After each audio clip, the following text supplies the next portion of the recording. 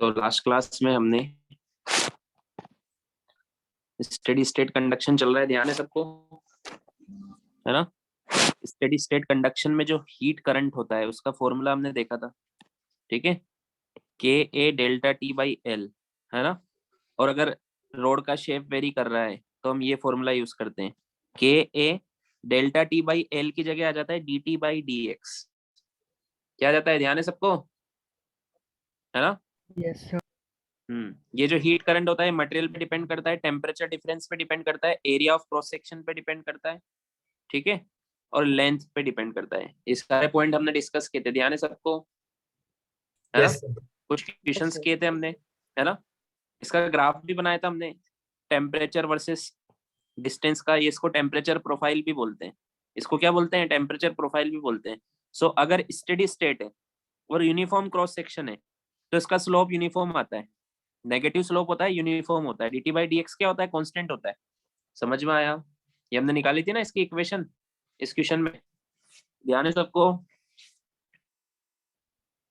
मतलब temperature uniformly decrease होता है, 100 डिग्री से 0 डिग्री तक टेम्परेचर क्या होगा, यूनिफॉर्मली डिक्रीज होगा। यहाँ पे आया समझ में। ये क्वेश्चन हमने किया था लास्ट क्लास में, ठीक है। और अगर area of cross section non uniform है तो उसमें फिर टेम्परेचर स्लोप या टेम्परेचर प्रोफाइल का जो स्लोप होता है वो यूनिफॉर्म नहीं होता है, वो वेरी करता है। ध्यान है सबको। Yes sir. आगे बढ़े। ये क्वेश्चन और क्या था, इसके आगे बढ़ते हैं। अब देखो, क्लास 10th में आपने इलेक्ट्रिक करंट पढ़ा होगा थोड़ा थोड़ा, अगर भूल भी गए हो तो मैं याद दिला दूंगा आपको, है ना। उससे related same to same question यहाँ पर भी बन सकते हैं, है ना। सो आपको वो भी याद आ जाएगा पूरा, और फिर आप क्लास 12th में फिर से इलेक्ट्रिक करंट पढ़ोगे, इलेक्ट्रिसिटी में। तो उसका कंपैरिजन हम एक बार देख लेते हैं। क्या कंपैरिजन करने वाले हैं, हीट करंट का। हीट करंट का कंपैरिजन हम करने वाले हैं इलेक्ट्रिक करंट से। इससे इलेक्ट्रिक करंट से, comparison of heat current with electric current, है ना। अब अगर मैं इधर बात करता हूँ इलेक्ट्रिक करंट की,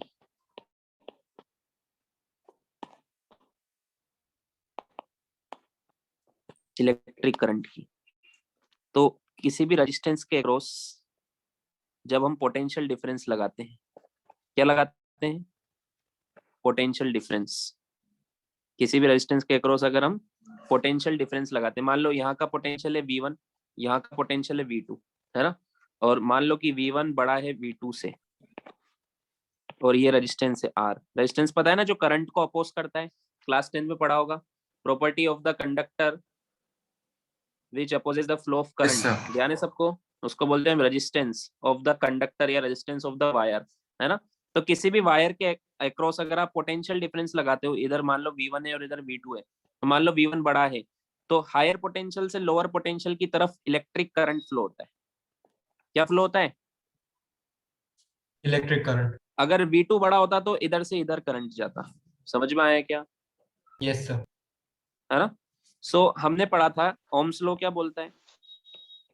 ओम्स लॉ आपने पढ़ा होगा, मैं आपको याद दिलाता हूँ अगर भूल गए हो तो।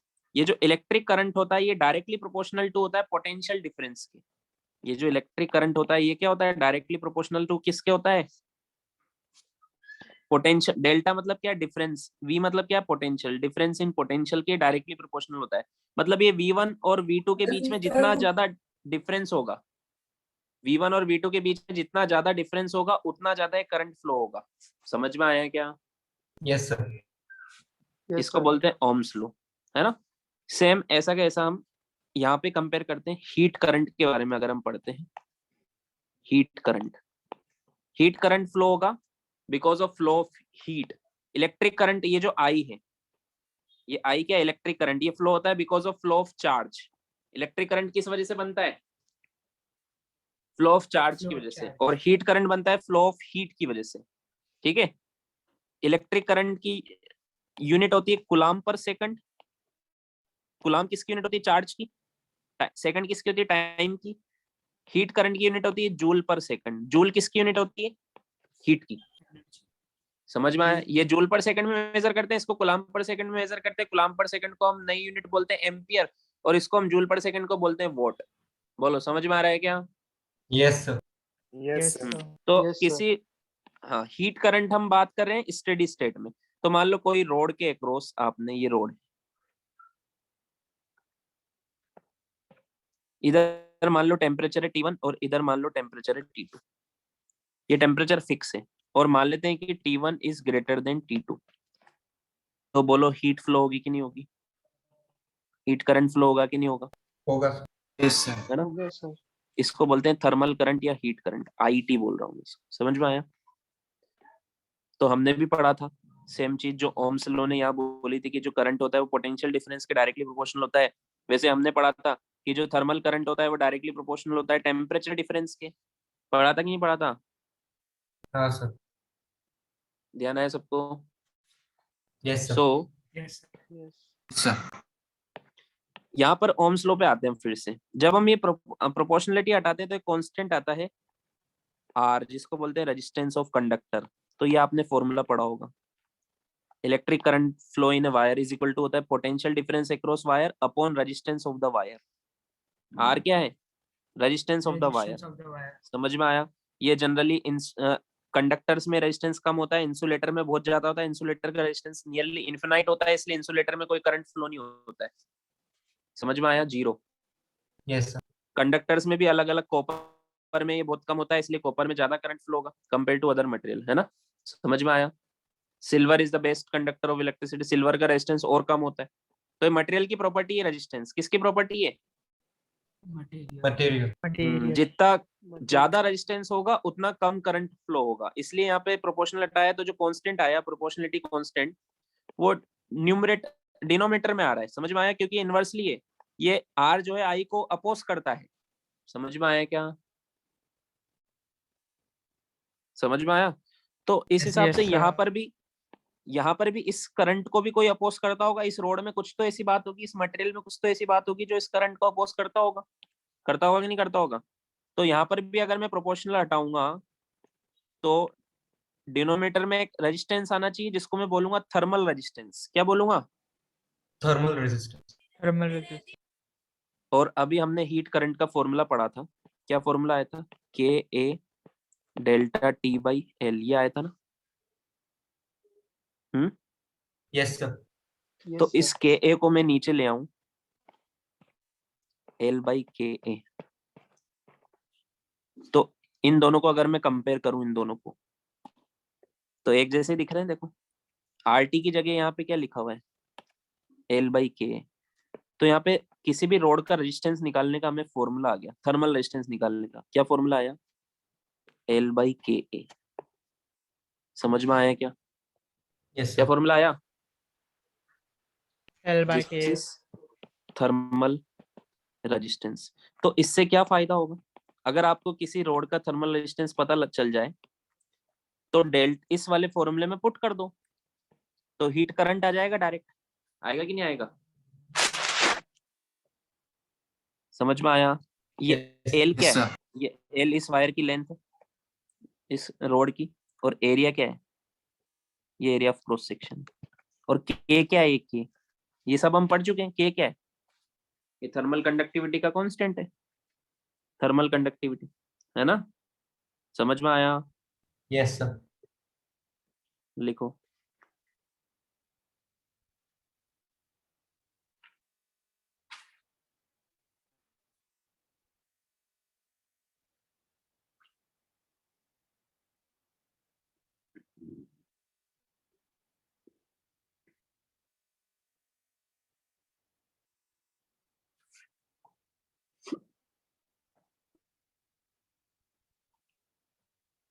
सो यहाँ पर भी हमने वही बात बोली।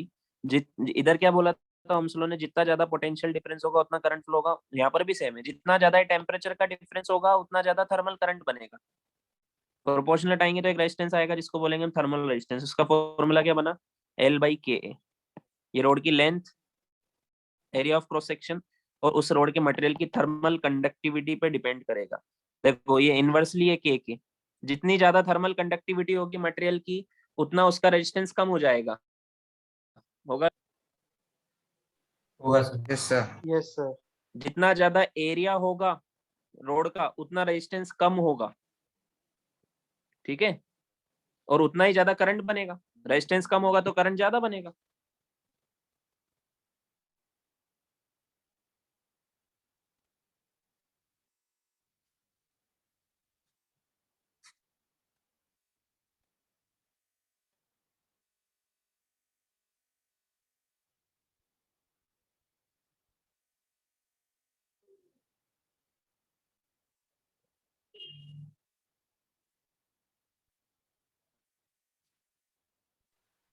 मतलब लिख लिया? सर मटेरियल का K is inversely proportional to flow of charge, right? Material का K is Current, inversely current, flow of proportional to current. resistance is inversely proportional to the thermal conductivity of material। ये thermal मतलब sir conductivity है। हाँ, वही resistance उतना, जितना K ज्यादा होगा रेजिस्टेंस उतना कम होगा, और उतना ही करंट ज्यादा होगा, तो वो डायरेक्टली हुआ ना? हाँ, इसके तो डायरेक्टली है ना। जितनी ज्यादा ओके, कंडक्टिविटी होगी, ऐसे समझो ना, मटेरियल की जितनी ज्यादा कंडक्टिविटी होगी उतना उसमें करंट बनेगा। कंडक्टिविटी का मतलब ही क्या होता है? रेजिस्टेंस का उल्टा है ना ये। यस, जो ज्यादा, जिसकी कंडक्टिविटी ज्यादा होगी वो बढ़िया कंडक्टर है, उसमें करंट ज्यादा बनेगा। समझ में आया क्या? यस।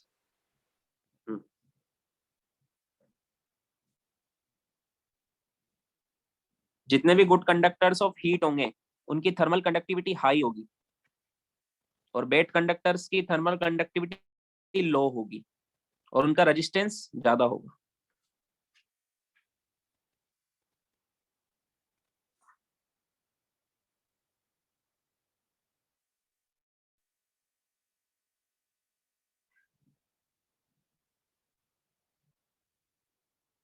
लिख लिया सबने? Yes sir. Yes sir. अब देखो, जो किसी भी रोड का जो रेजिस्टेंस है, थर्मल रेजिस्टेंस, वो लेंथ पे, एरिया पे और के, मटेरियल पे, ये मटेरियल है, ये उसका लेंथ है, और ये एरिया है, इन तीनों पे डिपेंड करता है। समझ में आया क्या? Yes sir. बट यस किसी भी सर। रोड का जो थर्मल कंडक्टिविटी है वो लेंथ और एरिया पे डिपेंड नहीं करती है, तो फिक्स है। चाहे आप छोटी सी रोड लो या बहुत बड़ी रोड लो, अगर सेम मटेरियल है, दोनों कॉपर है मान लो, तो दोनों का के सेम होगा। समझ में आया क्या? But Yes. दोनों का रेजिस्टेंस अलग अलग होगा। आया समझ में? के तो क्या है, मटेरियल की प्रॉपर्टी होती है। यस चाहे सर। आप छोटी, जैसे डेंसिटी होती है ना, आप 1 किलोग्राम वाटर लो या पूरा टैंक भर के ले लो, डेंसिटी तो वही रहेगी वाटर की। समझ में आया क्या? Yes sir. वैसे ये के मटेरियल का फिक्स होता है। रेजिस्टेंस लेंथ एरिया पे डिपेंड करता है, बट के लेंथ ऑफ एरिया पे डिपेंड नहीं करता है। आप इसका फॉर्मूला देखोगे तो, अगर मैं के को फॉर्मूले वाइज लिखूं तो ये आएगा RT A/L। तो फॉर्मूले में आपको लग रहा है कि ए और एल पर डिपेंड करता है, बट नहीं, ये ए और एल पर डिपेंड नहीं करता है। समझ में आया क्या? ये तो फिक्स है। हर मटेरियल का ये क्या होता है, फिक्स होता है। समझ में आया? Yes sir. अब जैसे एक क्वेश्चन करते हैं, थर्मल करंट को और अच्छे से समझते हैं। सबने लिख लिया था? मैंने पेज चेंज कर दिया, लिख लिया सबने? Yes sir. जैसे मान लो सर 2 मिनट ये एक दीजिए। मटेरियल,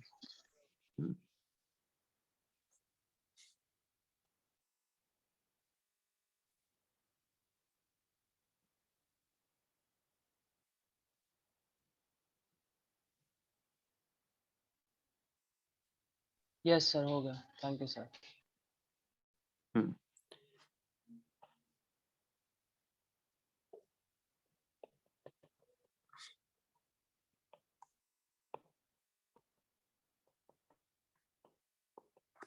जैसे मान लो मटेरियल है, इसकी ये ए है, ये वाली साइड की लेंथ, इस वाली साइड की लेंथ है बी, और हाइट सी। मान लो इसमें करंट ऐसे फ्लो हो रहा है, थर्मल करंट, मतलब इधर मान लो हाई टेम्परेचर है, इधर लो टेम्परेचर है, तो इसमें करंट ऐसे पास हो रहा है इसके थ्रू। समझ में आया कैसे पास हो रहा है? Left to right. इस वाले फेस में से निकल के इस वाले फेस से बाहर आ रहा है। तो मैंने पूछा, और मान लो इसकी थर्मल कंडक्टिविटी आपको गिवन है, थर्मल कंडक्टिविटी मान लो के वॉट पर मीटर केल्विन। कितनी इसकी थर्मल कंडक्टिविटी? यूनिट याद है ना सबको? के वॉट पर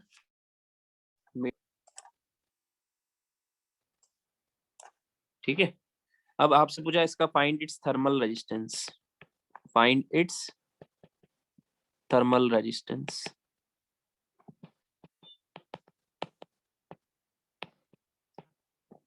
सो थर्मल रेजिस्टेंस का फॉर्मूला क्या देखा था हमने, L/Ka, है ना। Yes sir. तो इसमें L कितना पुट करें बताओ। A. A, L की जगह आएगा A। लेंथ कौन सी लेते हैं, कोई भी मटेरियल हो जिस लेंथ के अक्रॉस वो फ्लो हो रहा है, जिस डायरेक्शन में वो फ्लो हो रहा है ना, उस डायरेक्शन में कितनी लेंथ है वो लेते हैं।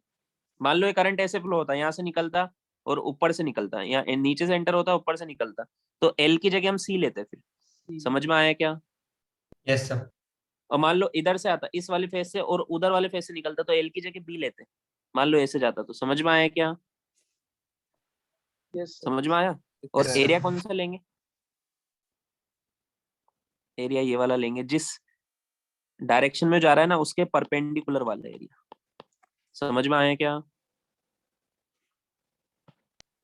तो एरिया कितना आएगा, ये वाला, ये कितना है B, और ये कितना है C, तो एरिया कितना आएगा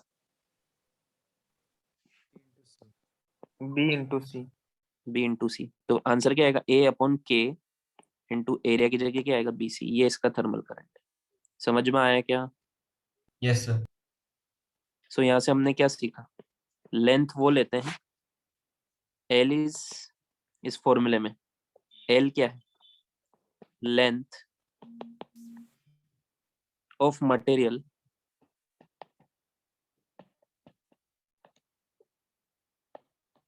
along the direction of flow of heat current, ठीक है। एंड A क्या होता है, क्रॉस सेक्शनल एरिया परपेंडिकुलर, ये मैंने परपेंडिकुलर लिखा है, to direction of flow of thermal current. समझ में आया क्या, Yes sir. है समझ में। सो Yes sir. क्या किसी भी कंडक्टर का रेजिस्टेंस सिर्फ लेंथ के और एरिया पे डिपेंड करता है, या फिर ये करंट किस डायरेक्शन में फ्लो हो रहा है उस पर भी डिपेंड करता है। डायरेक्शन पर भी डायरेक्शन पे भी डिपेंड करता है ना। मान लो अगर ये करंट ऐसे जाता, तो यहाँ L की जगह C आ जाता और एरिया की जगह A भी आता, चेंज हो जाता ना फिर तो। Yes होता sir. कि नहीं होता। सो RT किन किन चीजों पे डिपेंड करता है, थर्मल रेजिस्टेंस मटेरियल पे, मतलब K पर, है ना। इस पर K पर, इस पे तो करेगा ही से ना, कंडक्टिविटी पे। Yes sir. डायमेंशंस पर, मतलब लेंथ पर, एरिया पर। समझ में आया क्या।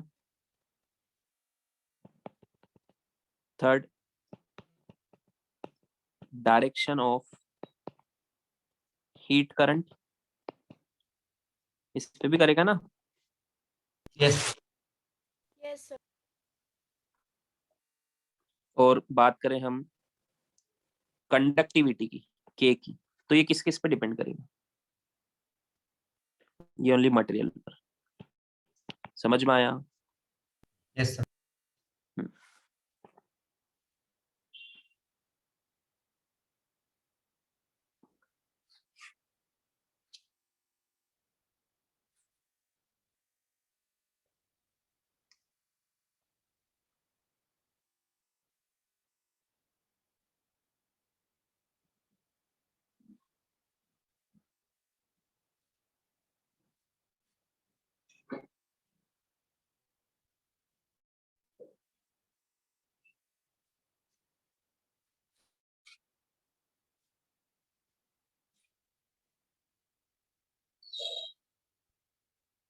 लिख लिया।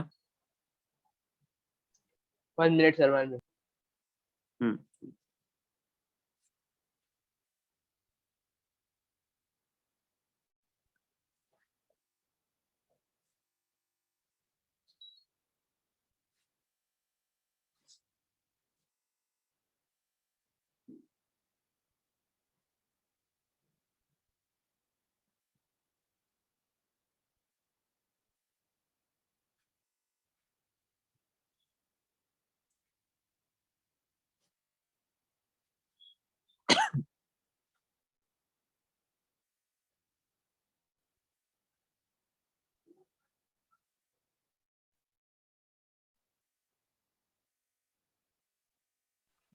Done sir.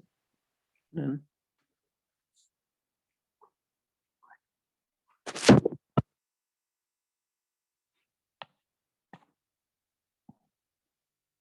चलो एक क्वेश्चन करते हैं।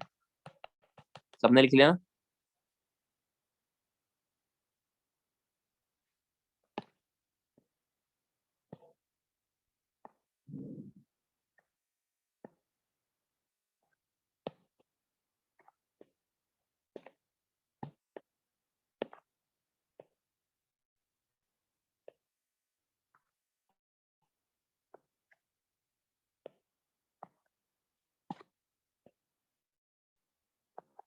ये होलो सिलेंडर है ना?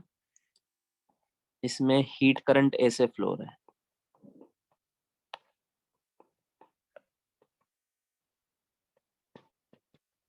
ठीक है? इस डायरेक्शन में फ्लो हो रहा है इसके अंदर से। इसकी थर्मल कंडक्टिविटी K गिवन है। इसके आउटर रेडियस R2 है और इनर रेडियस R1 है, ठीक है? इसकी लेंथ है L। हमसे पूछा फाइंड इट्स थर्मल रेजिस्टेंस। निकालो कितना आएगा थर्मल रेजिस्टेंस।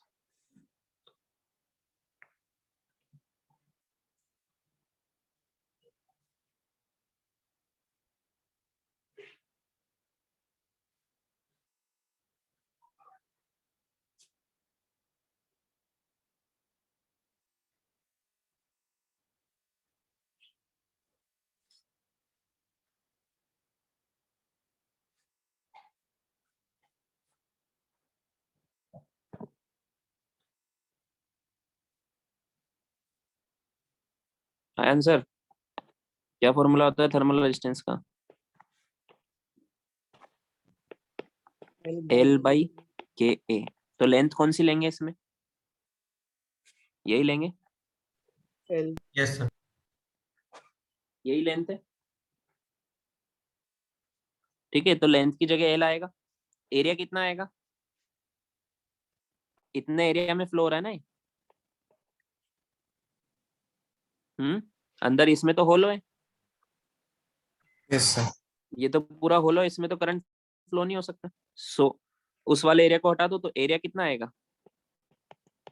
पाई R2 square minus pi R1 square, इतना आएगा ना? Yes sir. समझ में आया? तो थर्मल रेजिस्टेंस कितना आएगा? L अपॉन के पाई R2 square minus R1 square. समझ में आया क्या? Yes sir. Yes sir. मान लो आपको इधर का टेम्परेचर भी गिवन होता है, ये T1 है और ये T2 है ना? और आपको बोला था T1 is greater than T2, तो आपसे पूछा find thermal current.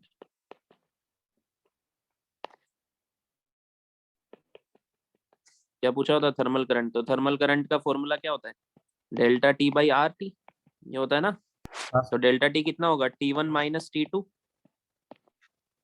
Upon RT हमने निकाल ही लिया, L अपॉन के पाई R2 square minus R1 square. समझ में आया क्या? हाँ sir. Yes. This is thermal current.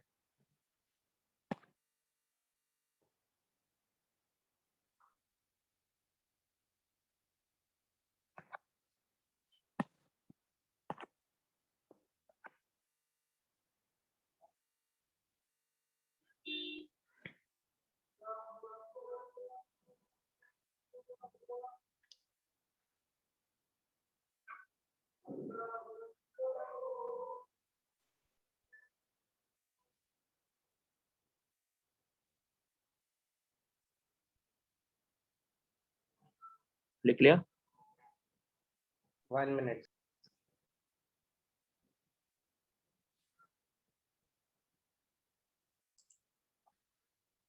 ठीक। अब आपने क्लास 10th में एक और टॉपिक पढ़ा होगा, series and parallel combination resistance का। नहीं पढ़ा है तो अभी मैं याद दिलाता हूँ, मतलब पढ़ा तो होगा, भूल गए हो तो मैं याद दिलाता हूँ। देखो जब दो रेजिस्टेंस को हम ऐड करते थे इस तरीके से, तो ये कौन सा कॉम्बिनेशन होता है, सीरीज या पैरेलल? सीरीज। ऐसे ज्वाइन करते हैं तो Series. इसको बोलते हैं सीरीज कॉम्बिनेशन। सीरीज कॉम्बिनेशन में रेजिस्टेंस कैसे निकालते हैं, net total resistance of the circuit?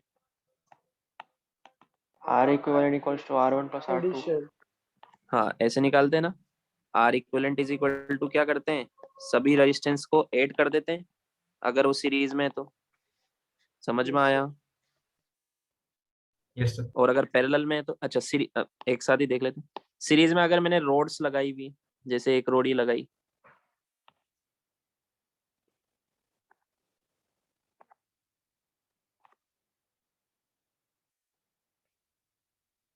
और एक ही रोड लगा दी, समझ में आया? ऐसे ज्वाइन कर दी। अब इसमें मैं हीट करंट फ्लो कर रहा हूँ।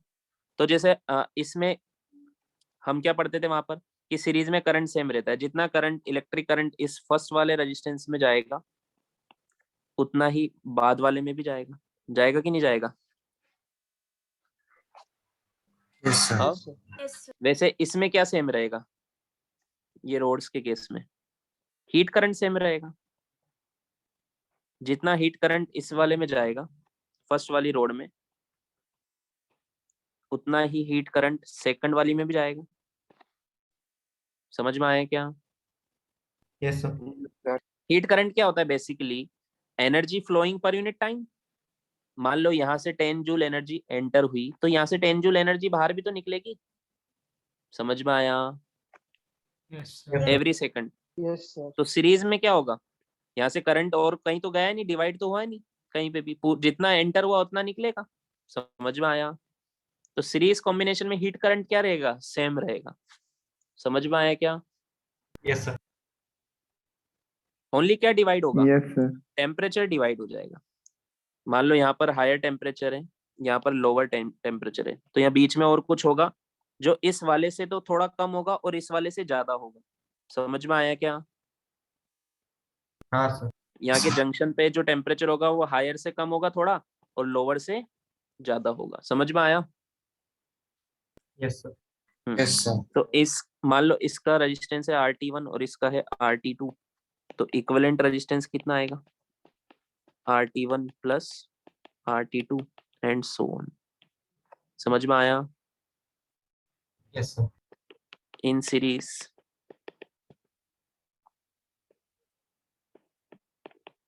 करंट इज सेम, है ना, ओनली टेम्परेचर डिवाइड हो जाता है, और अगर यहाँ पे बात करें तो पोटेंशियल डिवाइड हो जाता है। ठीक है,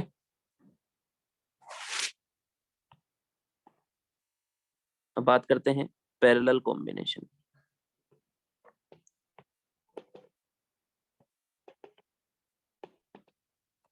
पैरेलल कॉम्बिनेशन जैसे दो रेजिस्टेंस है मेरे पास R1 R2, तो कैसे ज्वाइन कर देते हैं मेरे को, इस तरीके से, है ना, ये R1 है, ये R2 है।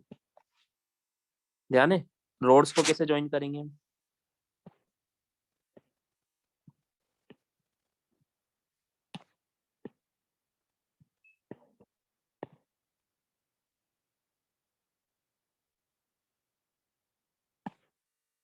जैसे एक रोड ये लगाई मैंने और एक रोड ये लगाई, तो दोनों कैसे है एक दूसरे के पैरेलल में, है ना?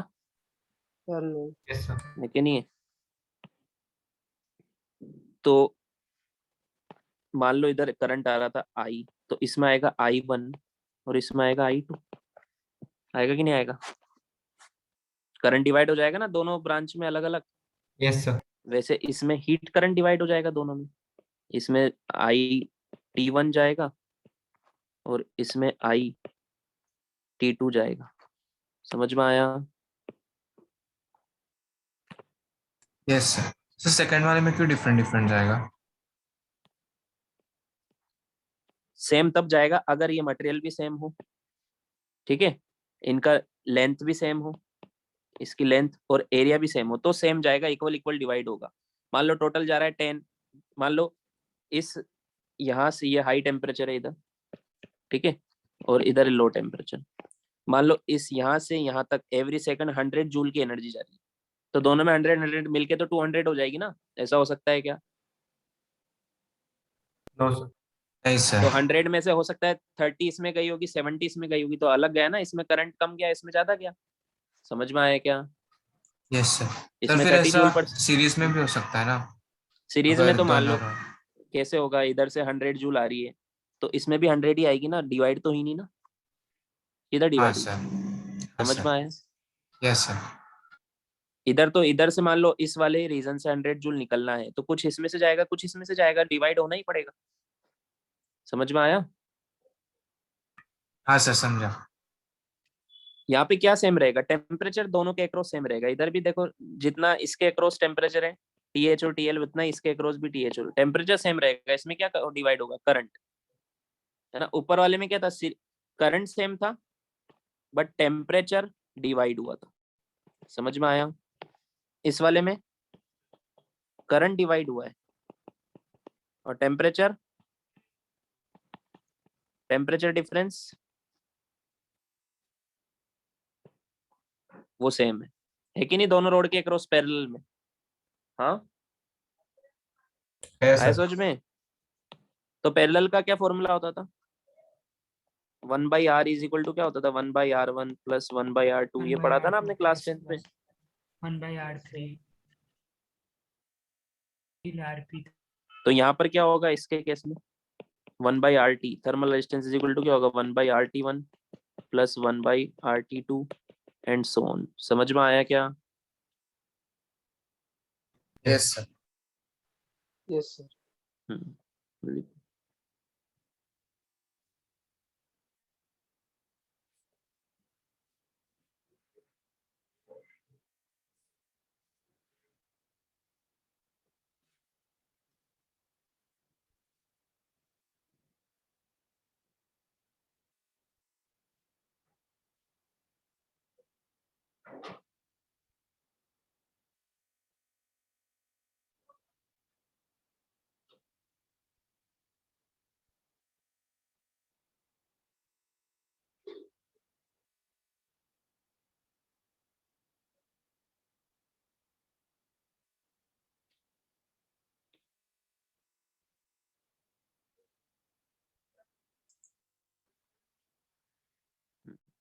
ठीक है, चलो क्वेश्चन करते हैं।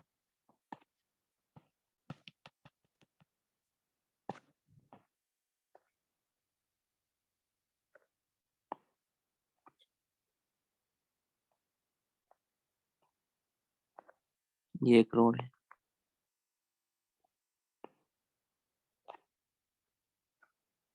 ये एक रोड है,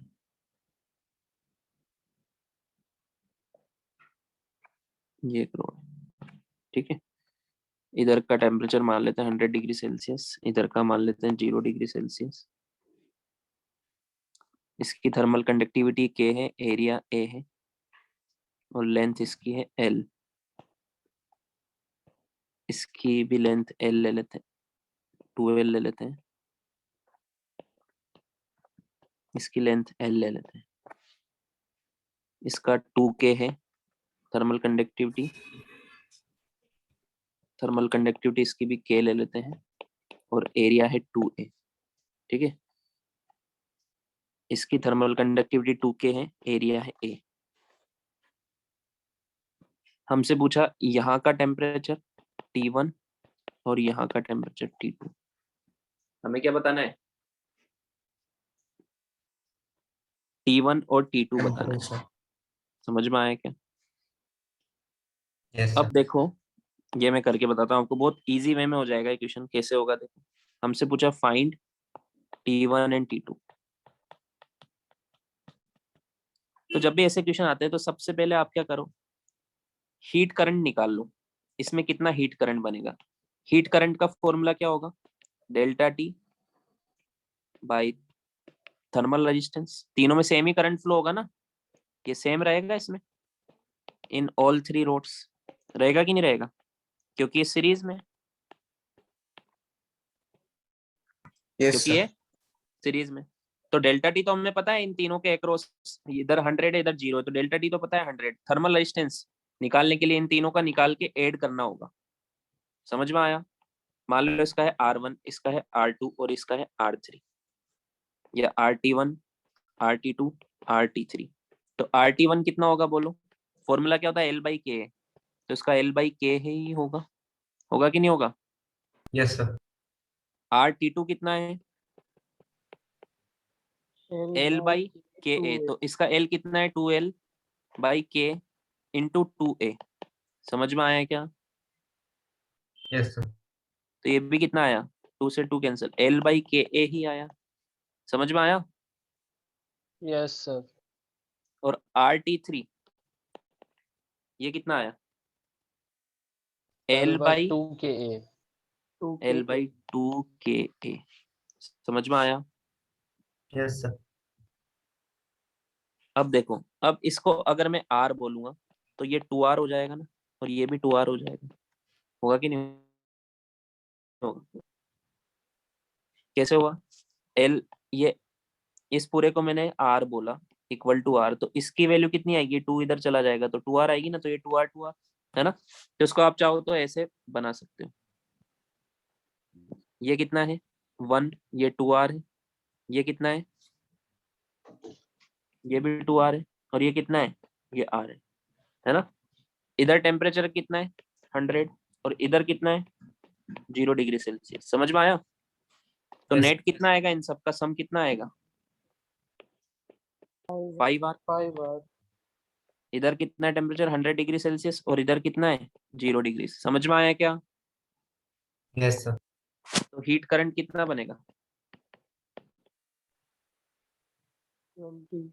100 माइनस 0/5R। समझ में आया? मतलब 20/R। आया समझ में? Yes sir. अगर Yes, आपसे हीट sir. करंट पूछा जाता तो आप आंसर निकाल दो यहाँ पे। R की वैल्यू कितनी थी?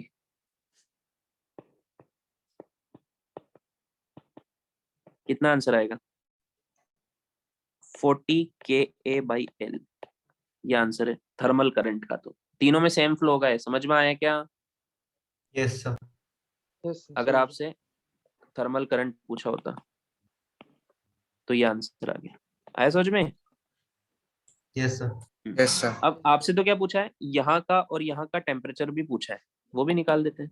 मतलब यहाँ अगर मैं लिखूँ तो यहाँ टेम्परेचर पूछा है T1, और यहाँ का टेम्परेचर पूछा है T2। समझ में आया? अब देखो, करंट तो सेम ही फ्लो हो रहा है सब में, तीनों रोड में सेम ही हो रहा है ना। हाँ सर। तो अगर मैं फर्स्ट रोड की बात करूं, किसकी? फर्स्ट रोड की, तो करंट फॉर्मूला लगा दो इसमें, IT is equal to delta T/R। ये फॉर्मूला लगेगा ना। IT कितना है? ये 20/R है ना। डेल्टा T कितना है फर्स्ट रोड इसके अक्रॉस, या इधर देख लो इसके अक्रॉस। इधर 100 है और इधर T1 है कि नहीं है? तो क्या लिखूंगा? 100 minus T1 upon first road का रेजिस्टेंस कितना है? 2R। समझ में आया क्या? Yes sir. इसको R लिखने से फायदा हुआ मुझे थोड़ा कैलकुलेशन में। बार बार ये L वेल के ये सब बाद में कैंसिल होते ही सही ना, होते कि नहीं होते? हाँ सर। यस तो सर। ऐसे लिखने से थोड़ा सा कैलकुलेशन कम हो जाएगा। आया समझ में? सो ये R से R कैंसिल, तो T1 कितना आएगा? 20 इंटू 2 40, और 100 माइनस 40 60 डिग्री सेल्सियस आएगा। समझ में आया क्या? Yes sir. ऐसे सेकंड रोड या थर्ड रोड पर फिर से ये फॉर्मूला लगा दो। ये फॉर्मूला बहुत इंपॉर्टेंट है। सेकंड रोड पे अगर लगाता हूँ मैं, तो सेकंड रोड के इधर T1 मैंने निकाल दिया, ये कितना आया? 60 डिग्री सेल्सियस। अब T2 निकालना है, तो मैं क्या बोलूंगा? सेम फॉर्मूला यही यहाँ पे लगाऊंगा। करंट कितना है? 20/R है ना, इज इक्वल टू क्या लिखूंगा? 60 माइनस T2 इसका रेजिस्टेंस कितना है? इसका भी 2R ही है। समझ में आया क्या? Yes sir. R से R कैंसिल, 20 इंटू 2 40, T2 उधर जाएगा, 40 इधर आ जाएगा, तो T2 कितना बचेगा? 20 डिग्री सेल्सियस बचेगा। समझ में आया? सर T2 एक बार वापस समझाइए।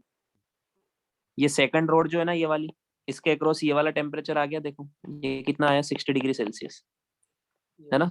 तो इस रोड में करंट कितना फ्लो हो रहा है? करंट हमने निकाल लिया 20/R। तो 20/R। I is equal to delta T/R वाला फॉर्मूला लगा है। डेल्टा T कितना है? इधर 60 इधर T2, तो 60 माइनस T2 अपॉन इसका रेजिस्टेंस कितना है? हमने पहले निकाल लिया तीनों का, got it. समझ में आया?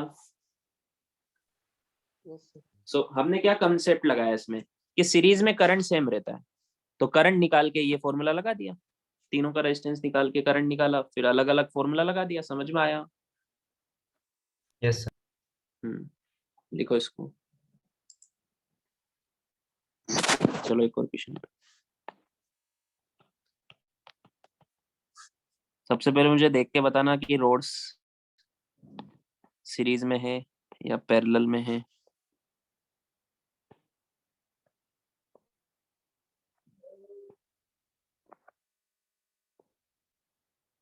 टोटल 3 रोड है।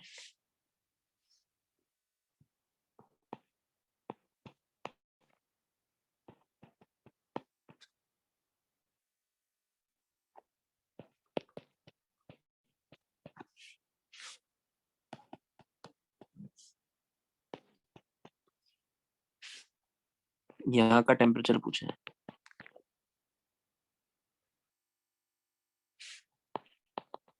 Find first heat current, second temperature of the junction. बताओ ये किस कॉम्बिनेशन में रोड्स? सर जो फर्स्ट दोनों है वो पहला जो है पैरेलल सर में वो है, दो बट वो दोनों थर्ड वाले के साथ सीरीज में। हाँ देखो यहाँ पर करंट डिवाइड होगा, हीट करंट, फिर इसमें जाके मिल जाएगा दोनों। समझ में आया? Yes sir. तो इसको हम ऐसे बना सकते हैं।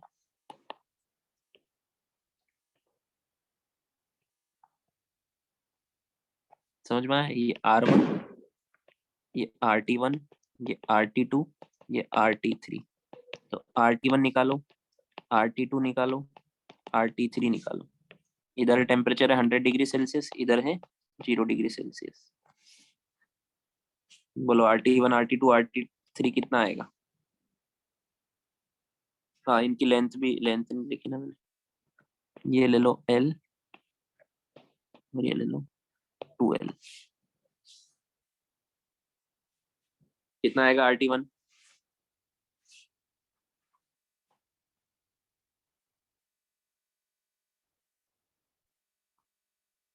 RT1 किसका है?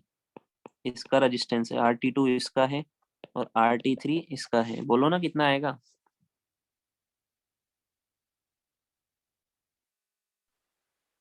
L by K A। इसकी लेंथ कितनी है फर्स्ट वाली की? L है ना, K की जगह K, A की जगह है, सिंपल है L बाई के ए। RT2 कितना आएगा? L by 2 K A। L/2 के L बाई 2 के ए। समझ में आया? और RT3 कितना आएगा? L by 2 K L into by 2, 4K। L by 4 by के। 4K. तो इसको R बोल देते हैं अपन। तो ये 2R हो जाएगा और ये 4R हो जाएगा। होगा कि नहीं होगा? Yes sir. Yes, sir. Yes तो ये कितना है? 4R। ये कितना है? 2R। और ये कितना है? R, है ना? तो 4R और R का हम नेट करंट जो होगा वो निकालना है ना फर्स्ट। ये कितना होगा? Delta T by R T. तो RT इन तीनों का नेट इक्विवेलेंट रेजिस्टेंस निकालना पड़ेगा, तो पहले इन दोनों का पैरेलल वालों का निकाल लो, फिर उसमें ये ऐड कर देंगे। समझ में आया क्या? Yes sir. सो इन दोनों का मान लो होगा 1/RT डैश। वो कितना होगा? 1/4R plus 1/2R। ये होगा ना? एलसीएम आएगा 4R। तो ऊपर क्या बचेगा? 1 प्लस 2। तो RT डैश कितना आया? 4R बाई, उल्टा कर दो ना इसको, 3। तो नेट RT कितना आएगा? इन दोनों का कितना आया? ये आया। उसके साथ ये किस में? सीरीज में है कि नहीं है? हाँ यस सर।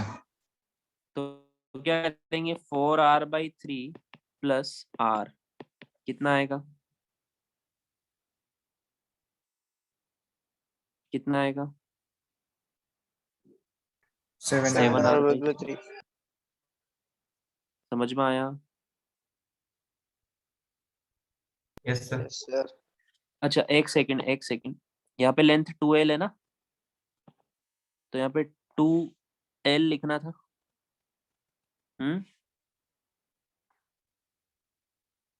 ये रेशियो चेंज हो जाएगा ना, रुको। 2 से ये 2 टाइम्स, तो क्या है, अभी L/2K आए ना, तो ये R है, तो ये भी R रहेगा। समझ में आया क्या? अरे लेंथ मैंने 2L दी है ना यहाँ पे, तो अपन ने L लिखा था पहले। Yes sir. क्या लिखना है इसको? 2L। और ये कितना हो जाएगा? ये 2R हो जाएगा। समझ में आया क्या? 2R।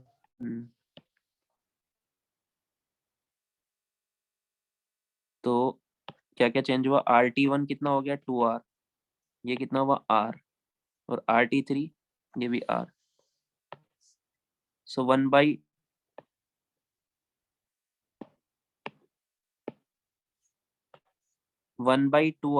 Plus 1/R। तो 2R एलसीएम आएगा, ऊपर आएगा 1 + 2, तो 2R/3 आएगा इसका। समझ में आया? तो 2R/3, ये पूरा 2R/3 आया, ये R है, तो 2R/3 प्लस R कितना आएगा? 5R/3। तो हीट करंट कितना आएगा? डेल्टा टी कितना है इस पूरे के अक्रॉस? 100 - 0 upon 5R/3। ठीक है। सो 5 से 20 तो 60/R आया। समझ में आया क्या? तो R की वैल्यू पुट कर दो। R की वैल्यू क्या थी? L/2KA। तो कितना आएगा? 120 KA/L। ये आंसर है इसका फर्स्ट का। समझ में आया क्या? है ना? अब टेम्परेचर निकालना है यहाँ वाला, है ना? अब ये जो करंट है, ये इन दोनों में तो डिवाइड हुआ होगा ना? ये टोटल करंट निकाला हमने, बट इन दोनों में जाके ये फिर से इतना मिल गया होगा। Yes sir. तो इस रोड के अक्रॉस निकालना ज्यादा इजी। समझ में आया क्या? सो थर्ड रोड के अक्रॉस अगर आप फॉर्मूला लगाओ, है ना, ये थर्ड रोड है ना, इसका रेजिस्टेंस है R, यहाँ का टेम्परेचर है T, यहाँ का है 0, और ये करंट जा रहा है इधर से। तो करंट कितना जा रहा है? 120, या फिर R की टर्म्स में लिखो, करंट कितना जा रहा है? 60/R is equal to temperature कितना है इसके अक्रॉस? T - 0 अपॉन इसका रेजिस्टेंस कितना है? R। समझ में आया? Yes sir. R से R कैंसिल, तो T कितना आया? 60 डिग्री सेल्सियस। आया समझ में? Yes sir.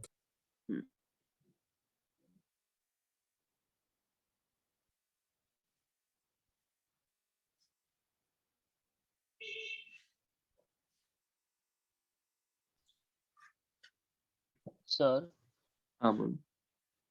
सर सॉल्यूशन तो समझ आ गया, लेकिन वो जो दो रॉड्स पैरेलल में कनेक्टेड है, वो दोनों एक दूसरे को टच कर रहे हैं ना, तो फिर उनके बीच में कोई हीट ट्रांसफर नहीं होगा क्या?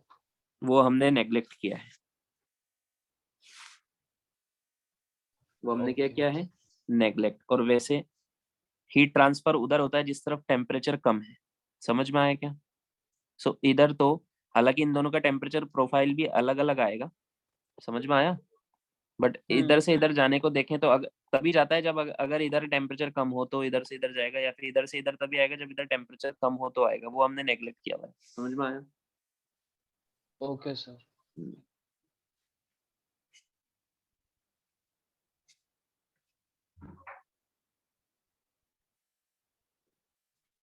अब जैसे अगर आपसे पूछा जाए कि इनमें कितना करंट जाएगा, तो आपको यहाँ का टेम्परेचर मिल गया 60, यहाँ का मिल गया 100, तो 100 - 60/2R। समझ में आया? उतना करंट इसमें जाएगा। 100 - 60 40/2R, मतलब 20/R इसमें जाएगा, और इसमें 100 - 60/R मतलब 40/R इसमें जाएगा। समझ में आया क्या? ऐसे डिवाइड कर सकते हैं ना करंट दोनों में।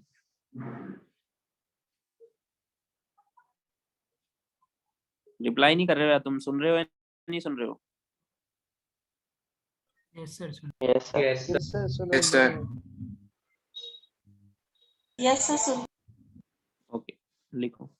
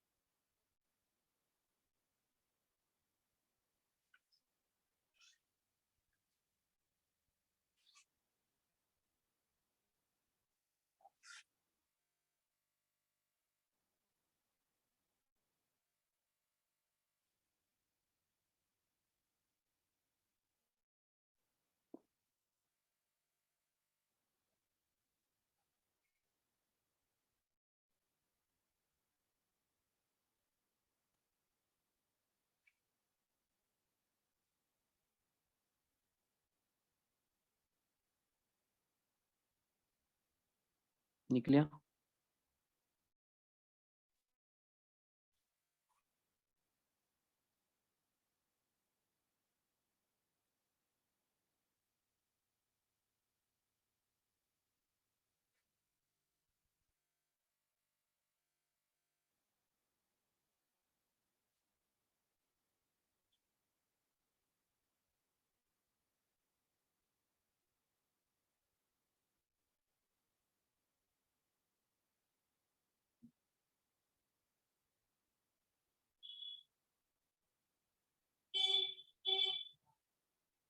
हटा दूं? Yes sir. Yes sir.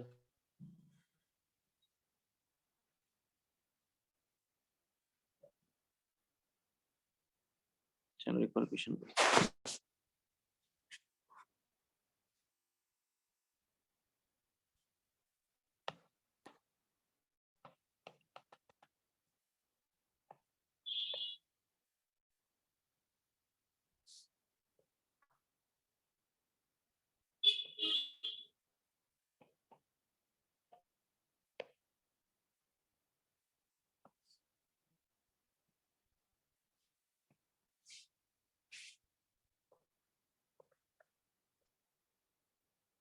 तीन रोड को यहाँ पे ऐसे वेल्ड किया हुआ है, ठीक है। इस एंड का टेम्परेचर 100 डिग्री सेल्सियस है, इधर का 0 डिग्री सेल्सियस है, यहाँ का 50 डिग्री सेल्सियस। इस रोड का मटेरियल है 4K है, इसका 4K एरिया है, A लेंथ है L, इसका K, A, L, और इसका 2K, A, 2L। तीनों की तीनों चीज गिवन है, समझ में आया? हमसे पूछा यहाँ का टेम्परेचर, हमसे क्या पूछा, ये जंक्शन का टेम्परेचर कितना होगा ये बताना है। चलो ये मैं आपको बताता हूँ। मुझे बताओ हीट किधर से किधर फ्लो होगी? 100 से 0, 100 से 50 और 50 से 0। 100 से 0 आपने सही बोला, 100 से 50 भी आपने सही बोला, बट 50 से 0 फ्लो नहीं होगी। 50 से 0 की तरफ नहीं हो सकती, क्योंकि इधर यहाँ पे टेम्परेचर ज्यादा रहेगा 50 से। समझ में आया क्या? इस ओके जगह ये जो जंक्शन का टेम्परेचर है ना, ये 50 से ज्यादा आएगा। आया समझ में? Yes sir. जैसे अगर आपको फिर भी अगर कम ऐसे समझ में नहीं आ रहा है तो मैं आपको ऐसे बताता हूँ। जैसे ये रिवर इधर से आ रही है, यहाँ से दो पार्ट में चली गई है ना, रिवर्स इधर से आ रही है, इधर चली गई, इधर चली गई, इधर डाउन स्ट्रीम है क्योंकि इधर नीचे। तो अब आप ये नहीं बोल सकते कि ये बहुत ज्यादा नीचे है और ये इससे ऊपर है तो इस वाला वाटर इधर चला जाएगा, ऐसे बोल। मान लो ये हाईएस्ट पॉइंट है, ये हाईएस्ट है, ये सेकंड हाईएस्ट है, और ये थर्ड हाईएस्ट है। समझ में आए क्या? मतलब ये यस सर। लोवेस्ट है, ये लोवेस्ट है। तो आप ये थोड़ा ना बोलोगे कि सर ये क्योंकि ये ऊपर है इससे तो इसका पानी भी इधर जाएगा, ऐसे बोलोगे क्या? नहीं सर। यहाँ से डिवाइड हो रहा है ना, तो नहीं जा सकता, क्योंकि ये वाला पॉइंट इसके नीचे वाले पॉइंट से ऊपर है, ये वाला पॉइंट। समझ में आया क्या? Yes sir. सेम चीज यहाँ पर भी ऐसे ही सोचो। तो हीट कैसे फ्लो हो रही होगी? यहाँ से इसमें जा रही होगी और यहाँ से इसमें जा रही होगी। समझ में आया क्या? Yes sir. ये जो हीट करंट है वो इसमें ऐसे डिवाइड हो गया होगा। मान लो ये आई करंट है, तो कुछ पार्ट इसमें चला गया होगा I1 और कुछ पार्ट इसमें चला गया होगा I2। समझ में आया? मान लो IT है तो ये IT1 और ये IT2। तो यहाँ से ये डिवाइड हो रहा है ना, तो according to conservation of energy में बोल सकता हूँ ना, IT इज इक्वल टू होगा IT1 प्लस IT2। होगा कि नहीं होगा? यस हाँ सर। इसको जंक्शन रूल भी बोलते हैं। इसको क्या क्या बोलते हैं लिख लेते हैं। Conservation of energy, conservation can I of explain energy. Again? हाँ बताता हूँ, देखो इस यहाँ से मान लो 100 जूल की एनर्जी आ रही है एवरी सेकंड। मान लो 40 इधर गई तो इधर कितनी जाएगी? 60। 60। मान लो 100 वोट का करंट आ रहा है, 40 वाट इधर चला गया तो बचा हुआ इधर ही जाएगा ना, 60। Yes sir. तो ऐसे तो लिखोगे 100 इज इक्वल टू 40 प्लस 60। समझ में आया क्या? हाँ सर। हाँ, तो क्या क्या हमने कंजर्वेशन ऑफ एनर्जी तो किया, या फिर इसको बोलते हैं जंक्शन रूल। क्या बोलते हैं? Junction rule. मतलब किसी भी जंक्शन पर जितना करंट आ रहा है उतना जाएगा, जितना इनकमिंग करंट आ रहा है ना उतना आउटगोइंग होगा। बीच में गायब थोड़ा ना हो जाएगा, या फिर बीच में कहीं से एनर्जी क्रिएट नहीं हो जाएगी, ना तो डिस्ट्रॉय होगी ना क्रिएट होगी। समझ में आया क्या? हाँ, आया समझ में? Yes sir. अब करंट का फॉर्मूला क्या होता है? किसी भी रोड के अक्रॉस, उसके अक्रॉस टेम्परेचर डिफरेंस अपॉन उसके अक्रॉस रेजिस्टेंस। समझ में आया? तो इसका रेजिस्टेंस कितना होगा? L/4KA होगा कि नहीं होगा? Yes sir. इसका कितना होगा? L/KA। और इसका कितना होगा? 2L/2KA। 2 से 2 कैंसिल। समझ में आया क्या? आया समझ में? Yes sir. अब तो सिंपल है क्वेश्चन। इसके अक्रॉस में लिखूंगा तो क्या लिखूंगा? 100 माइनस यहाँ पे कितना है T, ये करंट लिखूंगा मैं तो क्या लिखूंगा? 100 माइनस T अपॉन R। क्या लिखूंगा? 100 माइनस T अपॉन R कितना है? L/4K। तो 4K ऊपर आ जाएगा। समझ में आया क्या? Yes, sir. Yes sir. IT1 इसके अक्रॉस लिखूंगा तो इधर ये हायर टेम्परेचर है, ये लोअर टेम्परेचर है, तो क्या लिखूंगा? T minus 0 upon R। इसका कितना है? L/KA। समझ में आया क्या? ये वाली वैल्यू रेजिस्टेंस आया समझ में? Yes, sir. प्लस इसके अक्रॉस लिखूंगा मैं, इसके अक्रॉस तो यहाँ का टेम्परेचर है T, यहाँ का है 50, तो क्या लिखूंगा? T माइनस 50 अपॉन इसका रेजिस्टेंस भी कितना है? L/KA। तो K ऊपर आ जाएगा। समझ में आया? Yes, sir. KA से KA कैंसिल, L से L कैंसिल, तो क्या बचेगा? 400 minus 4T is equal to T plus T minus 50। समझ में आया? Yes, sir. 40 इधर जाएगा तो ये हो जाएगा 60, और 50 उधर जाएगा तो वो हो जाएगा 350। है समझ में? Yes sir. नहीं, 450 हो जाएगा, वो प्लस हो जाएगा ना। तो T इज इक्वल टू हो जाएगा 450/6 मतलब 225/3 मतलब 75 डिग्री सेल्सियस। समझ में आया क्या? Yes, sir. आया सबको समझ में? Yes sir. क्या किया हमने? एनर्जी कंजर्वेशन या जंक्शन रूल लगाया। ये जो जंक्शन पर जो करंट आ रहा है उतना ही करंट निकलेगा। मान लो IT करंट आ रहा है तो दो पार्ट में डिवाइड हो गया, तो IT1 प्लस IT2 लिख दो, और करंट लिखना में आता है। इसके अक्रॉस करंट कितना होगा? 100 माइनस T बाई इसका R। समझ में आया? इसके अक्रॉस करंट कितना होगा? T माइनस 0 बाई इसका R। इसके अक्रॉस करंट कितना होगा? T माइनस 50 बाई इसका R। समझ में आया क्या? अब देखो, यहाँ पर भी हम यही मेथड लगा सकते थे। देखो यहाँ पर भी करते हैं इसको। इसमें आ रहा है मान लो IT1 करंट, इसमें आ रहा है IT2 करंट, तो इसमें मिलके दोनों का सम हो जाएगा IT। होगा कि नहीं होगा? क्या लिखूं मैं? IT1 plus IT2 is equal to क्या हो जाएगा? IT। होगा कि नहीं होगा? हाँ, यस सर। हमें बीच के जंक्शन का टेम्परेचर बताना है ना, यहाँ का, इस जगह का टेम्परेचर बताना है। तो इधर से IT1 आ रहा है, इधर से IT2 आ रहा है, और ये दोनों मिलके इधर क्या हो जाएंगे? IT। मान लो इधर से 20 वाट आ रहा है, इधर से 40 वाट आ रहा है, तो इधर क्या हो जाएगा? 60।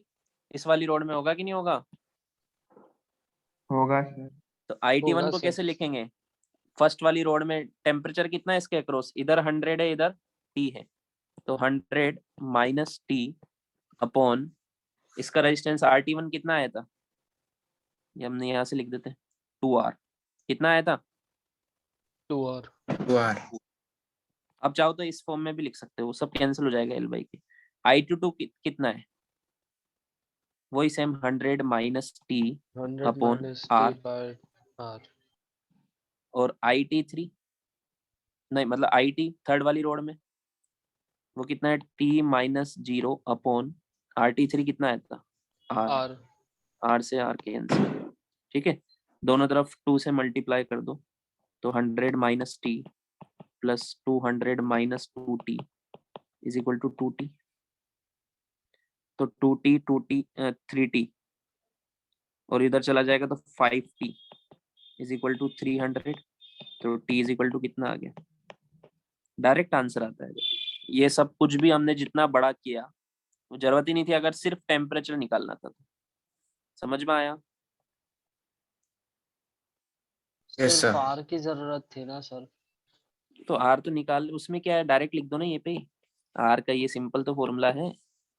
हाँ या फिर मत लिखो, वो भी डायरेक्ट यहीं लिख दो आर की वैल्यू। समझ में आया? यहीं पे लिख दो डायरेक्ट। इसका आर कितना होगा? L/K। इसका कितना होगा? L/2K। इसका कितना होगा? 2L/4K। समझ में आया? Yes sir.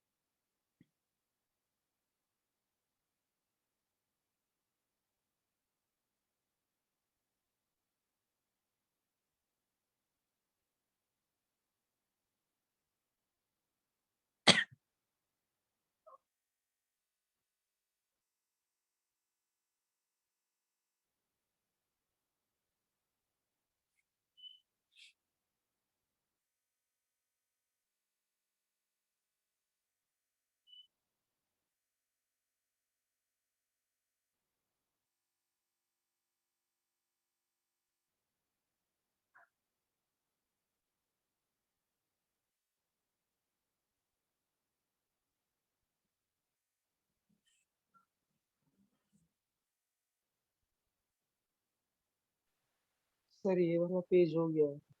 हो गया? ये समझ में आया जंक्शन रूल सबको? इसमें समझना Yes, क्या, sir. जितनी एनर्जी आ रही उतनी जाएगी।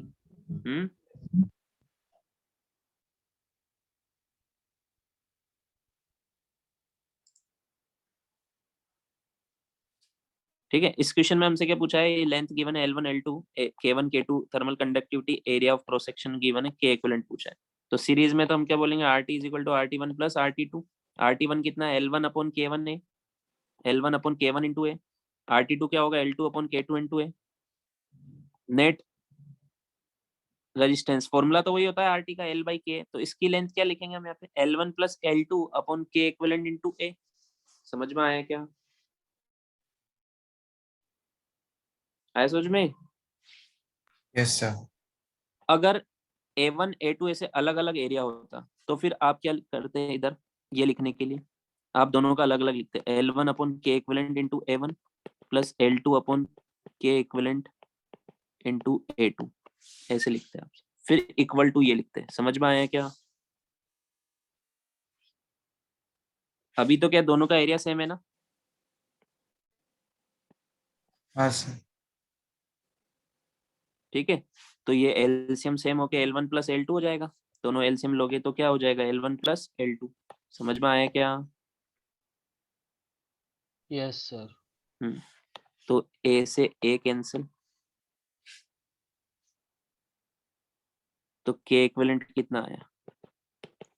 L1/K1, no, L1 plus L2 upon L1/K1 plus L2/K2। ये आ गया आंसर। समझ में आया? Yes, sir. मान लो ऐसी और रोड होती तो प्लस L3 अपॉन नीचे आता है L3/K3 प्लस L4, ऐसी और होती प्लस L4 अपॉन, ऐसे आंसर आता। समझ में आया क्या? Yes, sir. Yes, sir.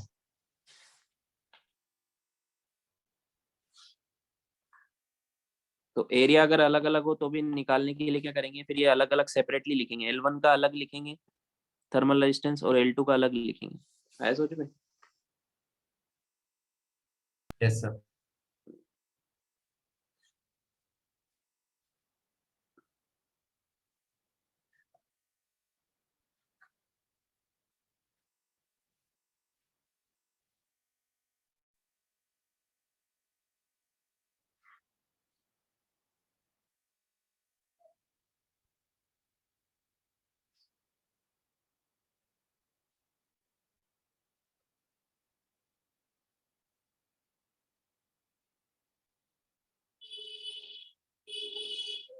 लिख लिया?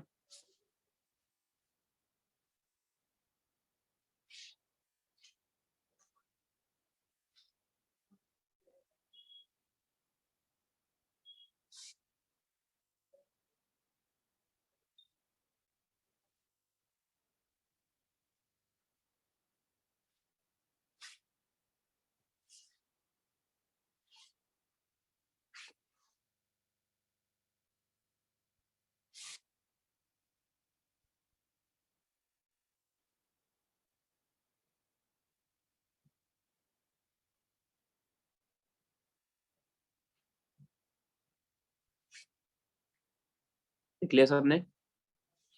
Yes, sir. तो एक बार स्टार्टिंग में आ जाते हैं फिर से, जब हमने हीट ट्रांसफर शुरू किया था। सो बेसिकली हीट ट्रांसफर होता है थ्री वेज में। कंडक्शन हमने पढ़ लिया है ना?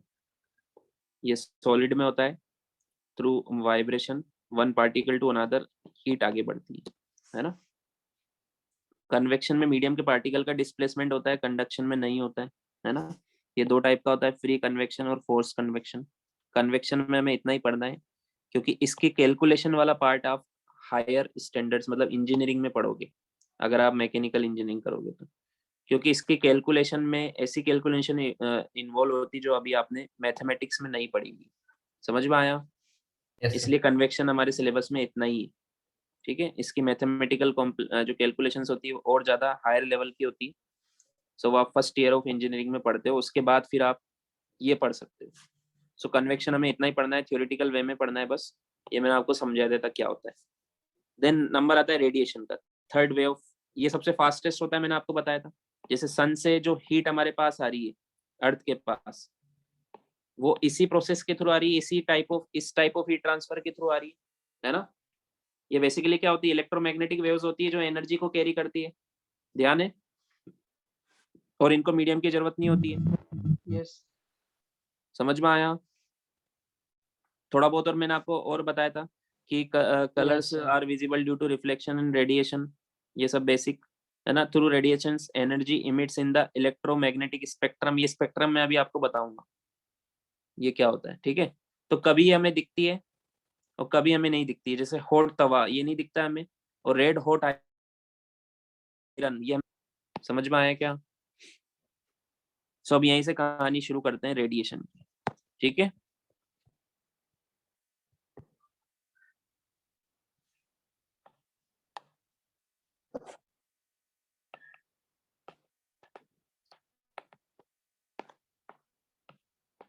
So next topic is radiation. Radiation क्या है? It is a way of heat transfer which require no medium as it is an electromagnetic waves which carries energy, heat energy, है ना? इलेक्ट्रोमैग्नेटिक वेव्स ऐसी वेव्स होती है जिनको medium की जरूरत नहीं होती है। दैट्स व्हाई हम क्या बोलते हैं, रेडिएशन को मीडियम की जरूरत नहीं है। Radiation is nothing but electromagnetic waves जो कि एनर्जी कैरी करती है। समझ में आया? यस ऐसा समझ में? अब देखो एक थ्योरी है जिसको हम बोलते हैं प्रीवोस्ट थ्योरी ऑफ एक्सचेंज। क्या बोलते हैं? बहुत सिंपल थ्योरी है, इसको बोलते हैं प्रीवोस्ट थ्योरी ऑफ एक्सचेंज। इस थ्योरी के अकॉर्डिंग इसके स्टेटमेंट्स हम पढ़ेंगे। फर्स्ट स्टेटमेंट देखो, हर बॉडी एनर्जी इमिट करती है थ्रू रेडिएशन, हर बॉडी, ठीक है, जितनी भी बॉडी हो सब एनर्जी इमिट करती है। समझ में आया? सब अपने अंदर की एनर्जी बाहर सराउंडिंग में इमिट करती है, बस कोई ज्यादा करती है कोई कम करती है। जो हायर टेम्परेचर पर होती है वो एनर्जी ज्यादा इमिट करती है, जो लोअर टेम्परेचर पर होती है वो एनर्जी कम इमिट करती है। समझ में आया क्या? सो Yes, sir. अगर किस केस में ये नहीं करेगी एनर्जी इमिट? अगर इसका टेम्परेचर 0 केल्विन हो। टेम्परेचर कितना हो? 0 केल्विन। इतने टेम्परेचर पर बॉडी में कोई एनर्जी नहीं होती तो कहाँ से इमिट करेगी? समझ में आया क्या? 0 केल्विन कितना होता है? -273.15 डिग्री सेल्सियस। इतना कम टेम्परेचर अगर आप कर दोगे किसी बॉडी का, तब वो एनर्जी इमिट करना बंद कर देगी। समझ में आया क्या? यस हाँ, सर। तो Yes, दुनिया में sir. हर बॉडी का टेम्परेचर इससे ज्यादा ही होता है, चाहे वो कितना भी कम टेम्परेचर हो, इससे तो ज्यादा ही होता है ना। Yes, हाँ, sir. तो हर बॉडी एनर्जी इमिट करती है थ्रू रेडिएशन, ठीक है। सो फर्स्ट स्टेटमेंट क्या है? Any body whose temperature is above 0 Kelvin radiates मतलब इमिट करना, in form of electromagnetic waves। किस फॉर्म में इमिट करती है? इलेक्ट्रोमैग्नेटिक वेव्स के फॉर्म में, है ना। अभी जो इलेक्ट्रोमैग्नेटिक वेव्स का क्या होता है? स्पेक्ट्रम होता है। ये स्पेक्ट्रम के बारे में हम बात कर लेते हैं थोड़ा सा। इसको आप डिटेल में पढ़ोगे वेव्स ऑप्टिक्स में, ठीक है। सो इस स्पेक्ट्रम में क्या क्या होता है देखो, यहाँ से मैं लिखते जा रहा हूँ अलग अलग नाम वेव्स के। रेडियो वेव्स, ठीक है। माइक्रोवेव, आपके घर में होगा माइक्रोवेव, है ना। माइक्रोवेव सुना है सबने? Yes, sir. Yes, sir. Infrared, ठीक है। देन यहाँ से वो जो हमें दिखता है, ये सब हमें नहीं दिखती है, ये सब हमें कुछ भी नहीं दिखता है। समझ में आया क्या? इनको हम देख नहीं सकते, ये सब invisible part of electromagnetic waves के स्पेक्ट्रम लिख रहा हूँ मैं यहाँ पे। क्या लिख रहा हूँ इसका? ये सब हमें कुछ नहीं दिखता है, ठीक है। अब यहाँ से हमें ये इसके अंदर जो मैं लिखने वाला हूँ वो दिखेगा हमें। ये मैं लिखने वाला हूँ, विबग्योर को उल्टा लिखना है। विबग्योर को क्या लिखना है? उल्टा। ये रेड, इसके पास ये infrared, red, orange, yellow, green, blue, indigo, violet. इसको याद ऐसे रखो, VIBGYOR, violet, indigo, blue, green, yellow, orange, red, ये सब हमें दिखता है। ये उस स्पेक्ट्रम में आता है जिसको हम बोलते हैं visible light of electromagnetic waves. समझ में आया क्या? Yes sir. इसको Yes, कंबाइनली sir. हम बोलते हैं विजिबल लाइट। देन इसके बाद आता है अल्ट्रावायलेट, के बाद आता है यूवी, ये हमें नहीं दिखता है, यहाँ से अब हमें कुछ नहीं दिखेगा। फिर एक्स रेस, देन लास्ट में गामा रेस। अब मैंने इसको कुछ ऑर्डर में लिखा है, ऐसे ही क्यों लिखा है? मैं इसको इधर और इसको एक्सरे को इधर और गामा रे को इधर नहीं लिख सकता हूँ, या फिर रेडियो वेव को मैं उठा के यहाँ नहीं ला सकता हूँ। ये कुछ ऑर्डर में लिखा है मैंने। समझ में? ये क्या ऑर्डर है वो देखो। Wavelength का. रेडियो वेव से लेके गामा रेस तक इन सब की फ्रीक्वेंसी बढ़ रही है। क्या बढ़ रही है? अब ये फ्रीक्वेंसी। Frequency Frequency. वगैरह हो सकता है अभी आपको पता नहीं होगा, है ना। फ्रीक्वेंसी, ये वेव्स की क्या होती है? फ्रीक्वेंसीज होती है, ठीक है। ये सब आप जब वेव ऑप्टिक्स में आप डिटेल में बाद में पढ़ोगे, है ना। अब जितनी ज्यादा इन वेव्स की फ्रीक्वेंसी होगी ना, उतनी ज्यादा इनकी एनर्जी भी होगी। मैंने पूछा आपसे कि रेडियो वेव्स के पास ज्यादा एनर्जी होती है या गामा रेस के पास, तो आप कैसे बताओगे? आप बोलोगे फ्रीक्वेंसी जिसकी ज्यादा है उसके पास एनर्जी। एक्चुअली एक फॉर्मूला है जो आप 12th क्लास में पढ़ोगे, E is equal to H into F. H एक कांस्टेंट होता है, इसको बोलते हैं प्लैंक कांस्टेंट। जितना ज्यादा होगा उतनी वेव्स की एनर्जी उतनी ही ज्यादा होगी। समझ में आया क्या? हाँ। Yes sir. तो ये अभी लिखने की जरूरत नहीं है।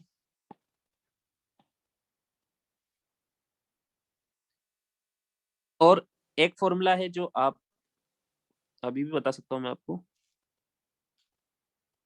Speed of any wave is equal to होता है फ्रीक्वेंसी इनटू इट्स वेवलेंथ। ये तो स्पीड ऑफ वेवलेंथ, जैसे ये तो कांस्टेंट है इन सब की, कितनी है 3 × 10⁸ कितनी सबकी, 3 × 10⁸। वैक्यूम में सबकी स्पीड होती है, ये कांस्टेंट है सबकी।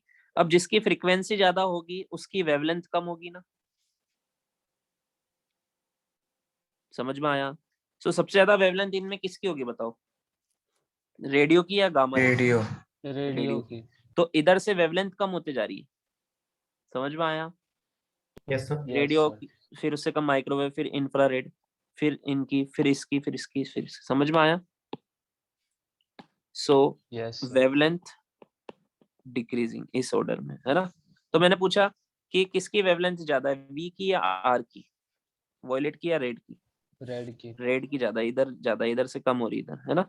वॉयलेट की फ्रीक्वेंसी ज्यादा है, मतलब वॉयलेट की एनर्जी ज्यादा है, समझ में आया? यस आया सर। समझ में?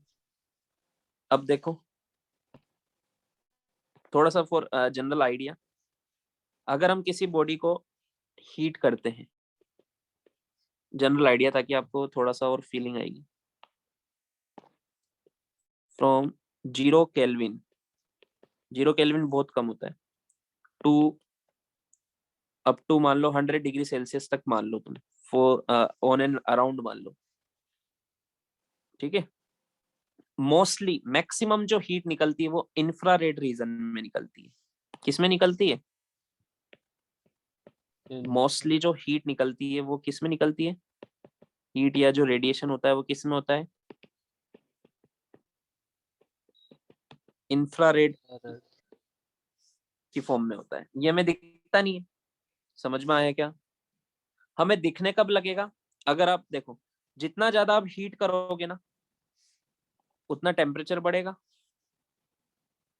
जैसे मान लो ये बॉडी है, इसको आप हीट करते जा रहे हो तो इसका टेम्परेचर बढ़ते जा रहा है, बढ़ते जा रहा है कि नहीं बढ़ते जा रहा है? यहाँ से आप हीट देते जा रहे हो इसको, ठीक है?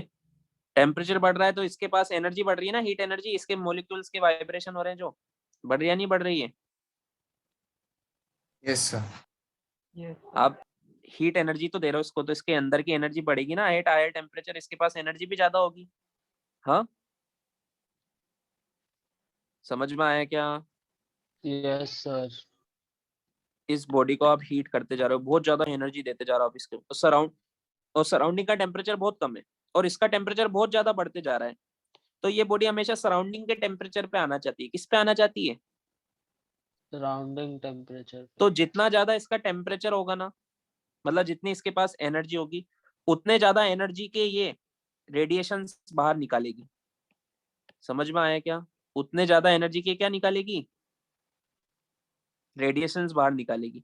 तो अगर इसको ज्यादा एनर्जी का रेडिएशन निकालना है तो ये इंफ्रारेड ही निकालेगी या और आगे जाएगी? क्या सर?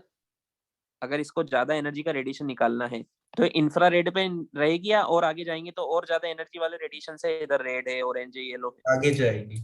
आगे जाएगी और ना, आगे इधर जाएगी। इधर जाने पर एनर्जी बढ़ रही है क्योंकि, समझ में आया क्या? Yes sir. मतलब जितना आप टेम्परेचर बढ़ाओगे उतना इस स्पेक्ट्रम में ये जो रेडिएशन कर रही है ना बॉडी, ये क्या कर रही है? इलेक्ट्रोमैग्नेटिक वेव्स ही तो है। अब ये कुछ भी हो सकता है, ये इंफ्रारेड हो सकता है या फिर विजिबल लाइट का रेड हो सकता है, ये ऑरेंज हो सकता है, ये येलो हो सकता है, ये ग्रीन। समझ में आया? आया समझ में? तो वो Yes. डिपेंड करता है इस बॉडी का टेम्परेचर कितना है। जितना ज्यादा इसका टेम्परेचर होगा उतनी इसके पास ज्यादा एनर्जी होगी, उतनी ज्यादा एनर्जी इमिट भी करेगी क्योंकि इसको सराउंडिंग के टेम्परेचर के इक्वल आना है। समझ में आया क्या? तो उससे अगर टेम्परेचर के, हमने इतना ज्यादा हीट किया तो वो ग्रीन कलर भी दिखाने लगेगा? डिपेंड करता है आपने कितना हीट किया। सबसे देखो जब आयरन सबसे पहले रेड कलर देता है, फिर ऑरेंज भी देता है। समझ में आया क्या? हाँ सर, फिर वो तो येलो कलर येलो भी तक होता है मैं और समझ आपने देखा गया। होगा बहुत ज्यादा हीट कर दो तो व्हाइट कलर का हो जाता है, उस केस में वो सारे कलर इमिट करता है। जब वो सारे कलर इमिट करता है तो व्हाइट कलर हो जाता है। समझ में आया क्या? और डिपेंड करता है वो मेल्ट ही हो जाए उससे पहले, मेल्टिंग तो पॉइंट पे मतलब भी तो फिर डिपेंड सर करता है। ग्रीन क्यों नहीं देख पाता है, ग्रीन ब्लू? बोलते रहा हूँ, सारे ग्रीन भी करता है, ब्लू भी करता है। समझ में आया? जब सारे कलर मिक्स हो जाते हैं हाई टेम्परेचर पे तो व्हाइट कलर हो जाता है उसका। आया समझ में? Yes sir. हम्म। और ये उसके मेल्टिंग पॉइंट पे भी डिपेंड करेगा। मान लो आप टेम्परेचर बढ़ाते जा रहे हो, फिर मेल्ट ही हो जाएगा, तो वो लिक्विड स्टेट में फिर वो कलर दिखाएगा अपने। समझ में आया? मोल्टन आयरन, ठीक है। सो मोस्टली क्या होते हैं इस रेंज में, इंफ्रारेड ही होते हैं। जैसे हम, हमारा टेम्परेचर भी इसी रेंज में आता है, तो हम जो एनर्जी इमिट कर रहे हैं वो किस रेंज में कर रहे हो, किस फॉर्म में कर रहे हैं? इंफ्रारेड में। सन से जो एनर्जी आती है उसमें भी मैक्सिमम कौन सा पार्ट होता है? इंफ्रारेड होता है। समझ में आया क्या? Yes sir. सो आयरन का अगर आप टेम्परेचर बढ़ाते हो तो सबसे पहले ये रेड होता है, ठीक है। देन फिर मोल्टन आते आते थे येलो और ग्रीन हो जाता है। समझ में आया? ऑरेंज और ये ग्रीन नहीं होता, ऑरेंज और येलो हो जाता है। आया समझ में? Yes sir. अब देखो इसका जैसे मान लो कोई ये लिख लिया क्या आपने? नहीं सर। 1 लिखो इसको। Minute sir. हाँ, लिखो इसको। आप सेकंड पॉइंट लिखो। ऑल बॉडीज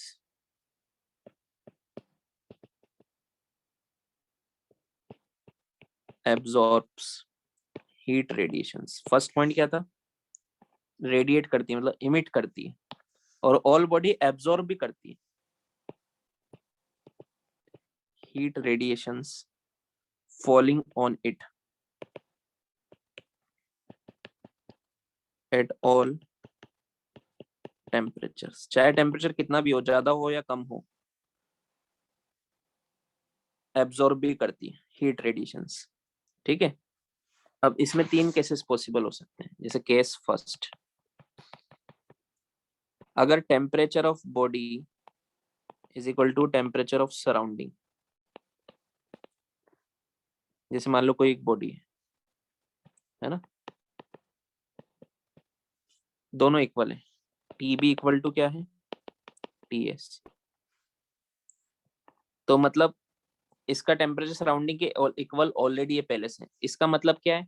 अब ये इसका टेम्परेचर 0 केल्विन से तो ज्यादा तो है ही सी, है कि नहीं है 0 केल्विन से? तो यस सर। मतलब ये एनर्जी इमिट कर रही होगी सराउंडिंग में। अब इमिट कर रही है तो फिर इसका टेम्परेचर कम हो जाना चाहिए था सराउंडिंग से। होना चाहिए था कि नहीं होना चाहिए था? हाँ। बट वो तो हो नहीं सकता। क्यों? क्योंकि ये जितनी इमिट कर रही है ना सराउंडिंग में, उतनी एनर्जी, मान लो 10 जूल पर सेकंड इमिट कर रही है मान लो, उतनी एनर्जी ये गेन भी कर रही है एवरी सेकंड, एब्जॉर्ब भी कर रही है। क्योंकि सराउंडिंग में कहीं और से इस पे हीट रेडिएशन इस पर भी तो आ रहे होंगे। समझ में आया क्या? इसके रेडिएशंस कम एनर्जी वाले होंगे और सराउंडिंग के ज्यादा। मैंने क्या बोला वो सुनो। फर्स्ट पॉइंट क्या था? एवरीबॉडी उस temperature above 0 kelvin radiates emit energy. Second point क्या? All bodies absorbs heat radiation falling on it at all temperature, at all temperature, ठीक है। अब अगर टेम्परेचर बॉडी और सराउंडिंग इक्वल है, मतलब ये बॉडी इक्विलिब्रियम में, मतलब जितनी एनर्जी इमिट कर रही है ना उतनी ये गेन भी कर रही है। समझ में आया? क्या बोल यस सकते हैं हम? Sir. Energy of radiation per second is equal to energy absorb per second. आया समझ में? अगर ये ज्यादा रेडिएट कर लेगी तो इसका टेम्परेचर कम हो जाएगा, वो हो नहीं सकता। और अगर ये ज्यादा एब्जॉर्ब कर लेगी तो इसका टेम्परेचर बढ़ जाएगा, वो केस 2 में हम देखेंगे। ये केस फर्स्ट है। समझ में आया क्या? Yes sir. Yes sir. Case 2 देखो।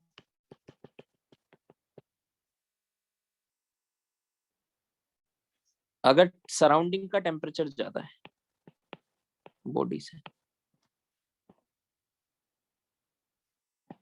जैसे मान लो आपने इसको फ्रिज में से निकाल के बाहर रख दिया, इसका टेम्परेचर कम था फ्रिज में, बाहर इसको धूप में रख दिया, समझ में आया क्या?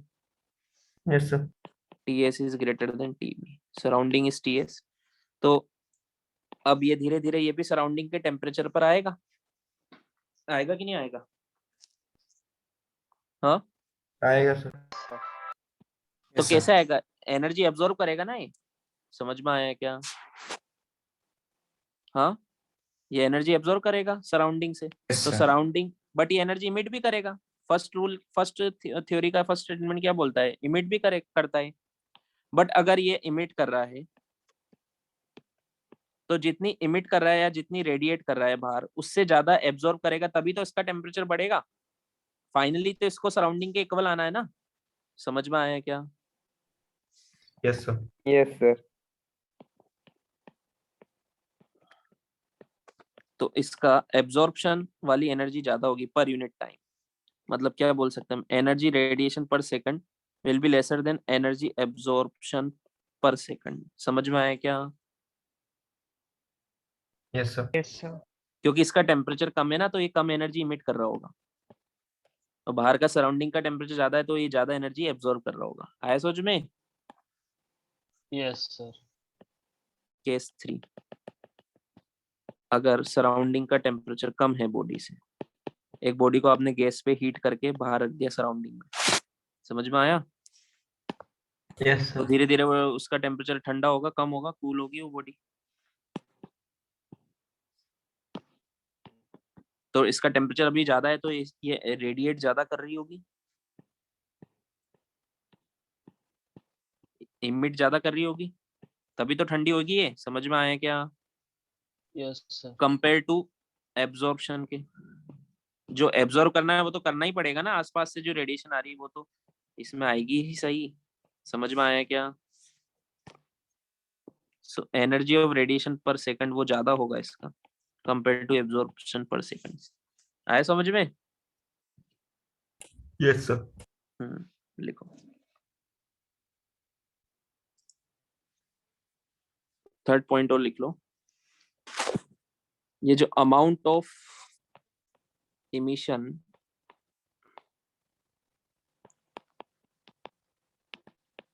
बॉडी कितना इमिट करती है या एब्जॉर्ब करती है,